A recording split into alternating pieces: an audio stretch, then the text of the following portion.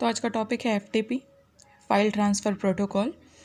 मैं पहले भी बताई हूँ OSI लेयर, जिसमें आपके कितने 7 लेयर्स होते हैं। सबसे टॉप मोस्ट लेयर है आपका कौन सा? Application layer. यही एप्लीकेशन लेयर के थ्रू यूज़र इंटरेक्ट करता है। हम इंटरनेट में जो भी चीज़ें देख पाते हैं, डाउनलोड कर पाते हैं, ये सारी चीज़ें किसकी वजह से होती है? एप्लीकेशन लेयर की वजह से। अब एप्लीकेशन लेयर में सपोर्ट करने वाले कौन कौन से प्रोटोकॉल हैं? डोमेन नेम सर्वर, जो आपको बताता है कि किस नाम से कौन सी आपकी साइट है, वेबसाइट है, आप सर्च कर रहे हो। डोमेन नेम सर्वर हम पहले भी या डोमेन नेम सिस्टम हम पहले भी पढ़ चुके हैं, ठीक है। HTTP प्रोटोकॉल, इसकी मदद से ही आप कोई भी डाउनलोड की हुई चीज़ें या अपलोड की हुई चीज़ें देख पाते हैं। SMTP, simple mail transfer protocol, जिसकी वजह से मेल एक जगह से दूसरे जगह जाता है। POP, पोस्ट ऑफिस प्रोटोकॉल, इसकी भी हेल्प ली जाती है ईमेल एक जगह से दूसरे जगह सेंड करने के लिए। आज का टॉपिक है हमारा FTP, ठीक है, file transfer protocol. File transfer protocol नाम से ही क्लियर है, किसको ट्रांसफ़र कर रहा है? फाइल को, ठीक है। तो ये फाइल ट्रांसफ़र प्रोटोकॉल का मेन पर्पस क्या है? ये एक्सचेंज करता है फाइल को थ्रू आउट ओवरऑल इंटरनेट्स पे। इंटरनेट में एक जगह से दूसरे जगह जो भी फाइल्स आपकी शेयर हो रही हैं, एक जगह से दूसरी जगह भेजे जा रही हैं, उसके पीछे जो वर्किंग रहती है, जो मेथड रहता है कि वो फाइल कैसे भेजे जाएंगी, कैसे वो फाइल्स रिसीव होंगी, उसके पीछे कौन है? आपका FTP। सेकेंड, ये क्या करता है? अब यूज़र को, जाहिर सी बात है, सिर्फ फाइल ट्रांसफ़र करने तक का रिस्पॉन्सिबिलिटी इसकी नहीं है।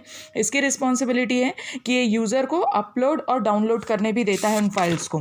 फाइल्स को सेंड करने के साथ साथ उसकी वर्किंग क्या है कि वो यूज़र एक तरह से डाउनलोड भी कर सकता है भेजी गई फाइल्स को और अपलोड भी कर सकता है, ठीक है। इसकी वर्किंग समझते हैं। वर्किंग कैसे है? ये है क्लाइंट और ये है आपका सर्वर, ठीक है। ये आपका है सर्वर, ठीक। क्लाइंट और सर्वर के बीच में ये दो टाइप के कनेक्शन इस्टेब्लिश करता है, एक कंट्रोल कनेक्शन और दूसरा है डेटा कनेक्शन, ठीक है। TCP/IP, ये भी फोर्थ लेयर जो आपका OSI है। OSI में सबसे फोर्थ लेयर है आपके कौन से? Transport layer. ट्रांसपोर्ट लेयर के प्रोटोकॉल होते हैं TCP/IP। इन्हीं की मदद से कोई भी चीज़ें कहीं पे भी सेंड की जाती है। प्रोटोकॉल कोई भी यूज़ हो, वो यूज़ करेगा किसको? TCP/IP को, ठीक है। ट्रांसमिशन कंट्रोल प्रोटोकॉल और इंटरनेट प्रोटोकॉल, ठीक है।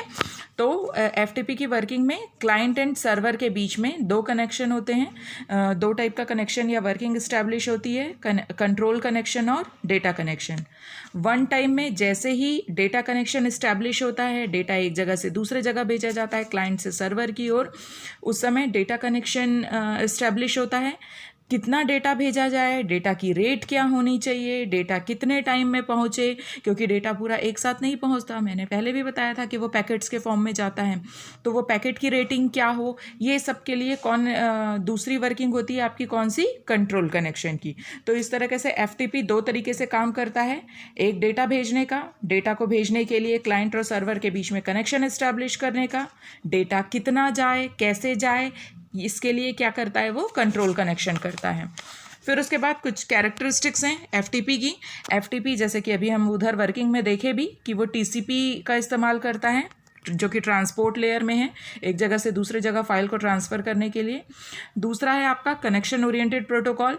ये कनेक्शन ओरिएंटेड मतलब ये फाइल तभी सेंड और रिसीव कर सकते हैं हम FTP की सहायता से, या बोलना चाहिए FTP तभी एक्टिव रहता है जब आपके क्लाइंट एंड सर्वर क्या रहें, दोनों के बीच में कनेक्शन ऑनलाइन हो या दोनों के बीच में कनेक्शन इस्टेब्लिश हो। इसलिए ईमेल जो है FTP का इस्तेमाल नहीं करता। ईमेल में जो भी मेल सेंड हो रहे हैं, रिसीव हो रहे हैं, उसमें FTP वर्क नहीं करता। क्यों? क्योंकि ईमेल तब भी भेजा जाता है जब सामने वाला आपका क्या हो? ऑफलाइन हो, ठीक है।